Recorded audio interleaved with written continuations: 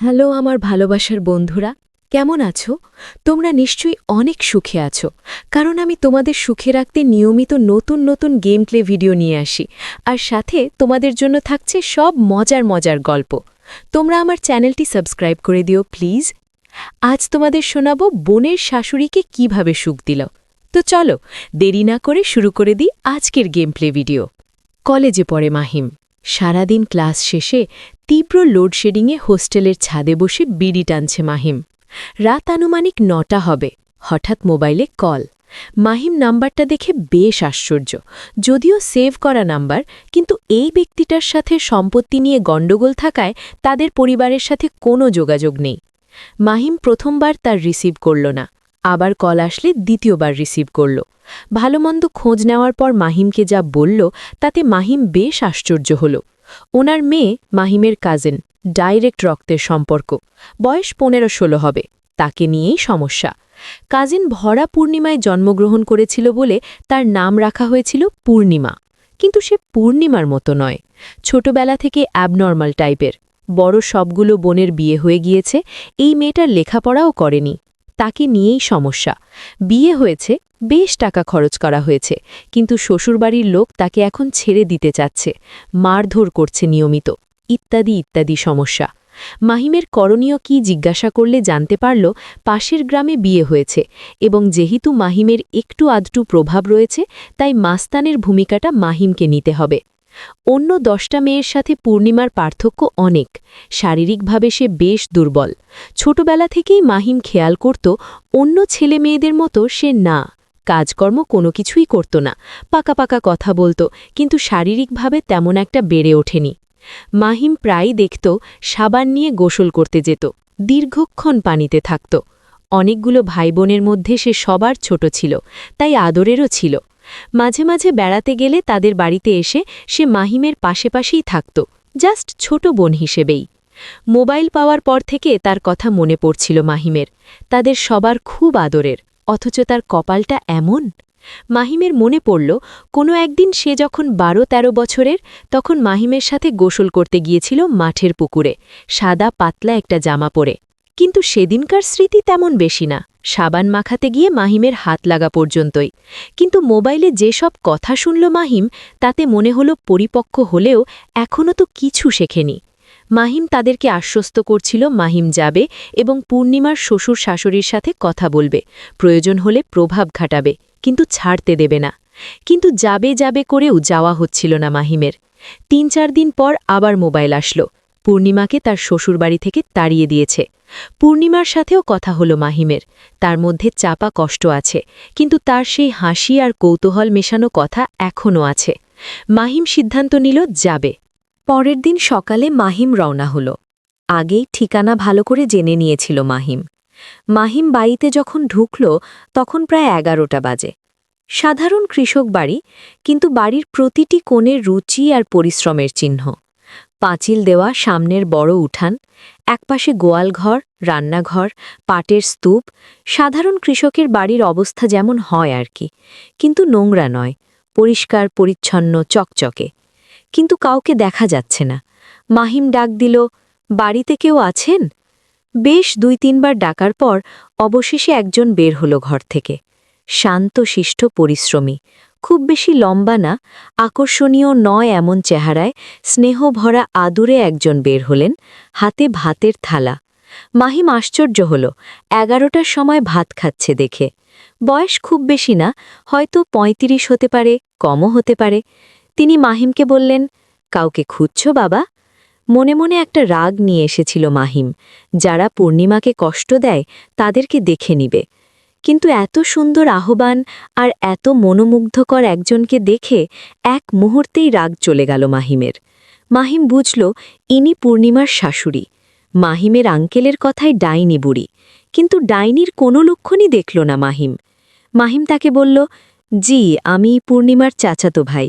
শুনলাম ওর বিয়ে হয়েছে, বিয়ের সময় ছিলাম না। উনি বললেন, ও তা আগে বলবা, এসো এসো।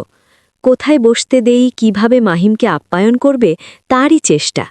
কিন্তু দুর্ভাগ্যজনকভাবে বারান্দায় আর ঘরের কোনো জায়গা নেই যেখানে মাহিমকে বসতে দিতে পারে। ঘর আর বারান্দা জুড়ে পাটের শাড়ি। ঘরে সাধারণ একটা খাট, কিন্তু পরিপাটি করা, যদিও সারা ঘর পাটের গাদিতে ভরা। মাহিম তাকে বলল, আপনি ব্যস্ত হবেন না, ভাত খেয়ে নামুন। এই বলে খাটের এক কোণে বসল মাহিম, সামনে মেঝাতে বসলেন তিনি। হাত ধুয়ে মাহিমের জন্য খাবার আনতে গেলেন, মাহিম তাকে নিষেধ করল। মহিলা খাওয়া শেষ করে মাহিমের সাথে কথা শুরু করে দিলেন। মাহিম তার সাথে কথা বলে বুঝল মহিলা উদার মনের। তাহলে তার বোনের সাথে সমস্যা কোথায়? মাহিম তার মামির কাছ থেকে মেয়েদের ব্যাপারে দুটো জিনিস জেনেছিল। যত বয়স্ক হোক না কেন, অন্য পুরুষের সান্নিধ্য তাদের পছন্দ, এবং রূপের প্রশংসা সব মেয়েরাই পছন্দ করে। একটা আরেকটা হলো, প্রত্যেক মহিলা, বিশেষ করে ৩০-৩৫ বছর পার হলে তাদের কিছু শারীরিক সমস্যা হয়। এই দুটো দুর্বলতা দিয়ে অনায়াসে যে কোনো মহিলাকে দিয়ে নিজের ইচ্ছা পূরণ করে নেওয়া যায়। অন্য পুরুষের প্রতি আকর্ষণ থাকার কারণটা হলো, একটা সময় আসে যখন স্বামী স্ত্রীর মধ্যে ওই সম্পর্কটা আর মুখ্য থাকে না, প্রয়োজনের তাগিদে হয়, রোমান্টিকতা আর থাকে না। স্ত্রীর চাহিদার প্রতিও স্বামী আর গুরুত্ব দেয় না। এই সময়টা বা এই বয়সটা মেয়েদের জন্য রিস্ক। মাহিম খুব ভালো করেই তাকালো বোনের শাশুড়ির দিকে। মাহিম ভাবল, বোনের সমস্যার কথা একবার বলি, আবার চিন্তা করল এখনও সময় হয়নি। মাহিম মনে মনে ভাবছে, দেখি নিজে থেকে কিছু বলে কিনা। কিন্তু সে কিছুই বলল না, বরং তাদের কথা জিজ্ঞাসা করতে লাগল। মাহিমের পরিবারের কথা, মাহিমদের সাথে পূর্ণিমাদের সমস্যার কথা, অনেক কিছুই সে জানে। একসময় মাহিম জিজ্ঞাসা করল তাদের বাড়িতে বেড়াতে যাওয়ার কথা। উত্তরে বলল, পূর্ণিমার সমস্যা নিয়ে সে মাহিমদের বাড়িতে বেড়াতে যেতে চেয়েছিল, কিন্তু তাদের পারিবারিক গণ্ডগোলের বিষয়টি শুনেছে বলে আর যায়নি। মাহিম সুযোগ পেল পূর্ণিমার কথা জিজ্ঞাসা করায়। মাহিম সব জানে, তারপরও ধরা দিল না। মাহিম জিজ্ঞাসা করল, কি সমস্যা? উত্তরে মুচকি হাসলেন আর বললেন, না, বড় আশা করে একটা মাত্র ছেলে বিয়ে দিয়েছিলাম, কিন্তু তাতে আমার সমস্যা বাড়ল, সুবিধে হল না। মানে মনে করেছিলাম চাষি ঘরের মেয়ে কাজ টাজ করতে পারবে, কিন্তু কাজ তো দূরের কথা, আমার ছেলে এখন পাগল হওয়ার জোগাড়। মাহিম তাকে বিস্তারিত বলতে বলল। মাহিম তাকে হাত বাড়িয়ে দাঁড় করিয়ে দিল আর বলল, আপনার কি শরীর খারাপ? উনি বললেন, মাজায় ব্যথা, সারা দিন পরিশ্রম করি, বিশ্রাম নেওয়ার সময় পাই না। মাজার ব্যথাটা অনেক দিন ধরে। মাহিম তাকে বলল, ডাক্তার দেখাননি? উনি বললেন, দেখিয়েছি, কিন্তু কাজ হয়নি। মাহিম তাকে বলল, কোন ডাক্তার দেখিয়েছেন? উনি নাম বললেন। মাহিম চেনে ওই ডাক্তারকে।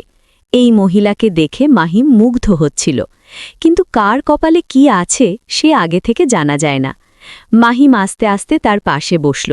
এখনও তার হাত ধরেই রেখেছে মাহিম। মাহিম তাকে জিজ্ঞাসা করল, মাজার ব্যথার জন্য কি ওষুধ দিয়েছেন ডাক্তার?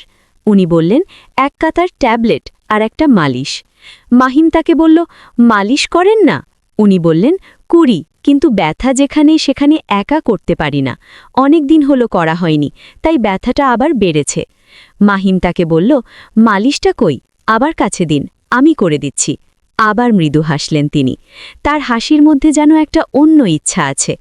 উনি মাহিমকে বারান্দা থেকে একটা লুঙ্গি এনে দিলেন পরার জন্য। এই মহিলার কাছে যেন মাহিমের আরও বেশিক্ষণ থাকতে ইচ্ছা করছিল। মলমটা হাতে নিয়ে আস্তে করে মাহিম তার পিঠে মালিশ করে দিচ্ছে। আশ্চর্য, কেমন একটা কোমলতা তার শরীরে। ছোটবেলা থেকেই এই কাজে মাহিম বেশ এক্সপার্ট। মাহিম তাকে বলল, আপনি এত সুন্দর একটা মানুষ, অথচ ব্যথায় কত কষ্ট পাচ্ছেন। এবার বোধহয় উনি মাহিমের কথায় লজ্জা পেলেন। মাহিম তাকে বলল, আপনি লজ্জা পাচ্ছেন কেন? আমি তো আপনার ছেলের মতোই।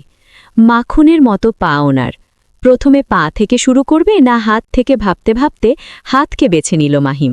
পাশাপাশি বসা তারা দুজন, বাম হাতটা নিয়ে শুরু করল মাহিম। মাহিম ওনাকে শুয়ে পড়তে বলল। নিঃশব্দে মাহিমের কথায় শুয়ে পড়লেন। পায়ের গোড়ালি থেকে শুরু করে আস্তে আস্তে ওপর দিকে উঠল মাহিম। কোনো বাধা নেই, নিঃশব্দে বিনা নড়াচড়ায় উনি মালিশ নিতে থাকলেন। ধীরে ধীরে ওনাকে ঘুরিয়ে শুইয়ে দিল মাহিম। মাহিম তার ওই দুটোতে ছুঁয়ে দিল। উনি কোনো বাধাই দিলেন না। উনিও কেমন যেন গরম হয়ে আসছিলেন, চোখ বুজে পড়ে রইলেন। উনি আর মাহিম তার সব জায়গায় আদর দিয়ে যাচ্ছে। চোখ মেলে তাকালেন উনি, আবার চোখ বুঝলেন। মাহিম বুঝে গেল আসলে উনি কি চাচ্ছেন। মাহিম আর দেরি না করে শুরু করে দিল। উনিও মাহিমকে পেয়ে নিজের সব চাহিদা মিটিয়ে নিলেন। মাহিম তাকে অনেক সুখ দিয়েছে। উনি মাহিমকে বললেন মাহিম যেন মাঝে মাঝে এসে তাকে এভাবে সুখ দিয়ে যায়। তো বন্ধুরা, কেমন লাগলো আমার আজকের ভিডিও? আমি জানি তোমরা আমার গল্প শুনে শুনে নিজেকে শান্ত করে তবেই ঘুমাতে যাও। তাই আমি তোমাদেরকে শান্ত রাখতে প্রতিদিন নতুন নতুন সুখের গল্প নিয়ে আসি। তোমরা আমার চ্যানেলটি সাবস্ক্রাইব করে আমার সাথেই থেকো। Bye bye.